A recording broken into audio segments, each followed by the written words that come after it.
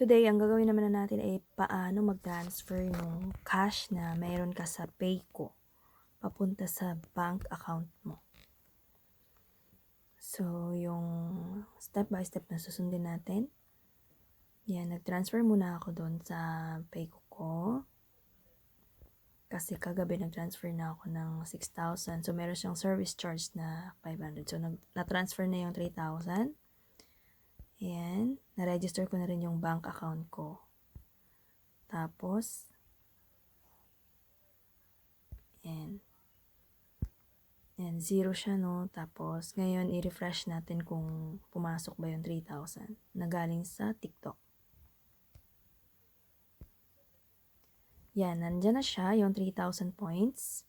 So, ngayon, ang gagawin natin, 계좌로 완급. Yan, i-click niya yung 계좌로 완급. Tapos, 완급 계좌 등록. Kagabi, yan, nandyan na yung bank account ko nung Yop Bank. Yung 완급 신청. Yan yung i-click nyo. Then, click nyo. Kasi meron siyang service charge na 501. Then, click 신청. Ayan, 완급 받게. Yan yung amount na marireceive nyo. So, meron tayong verification code na 6 digits. Kailan nyo rin gumawa yan. So, ayan. Successfully registered na siya. So, bukas ko siya matatanggap ng mga 6 o'clock.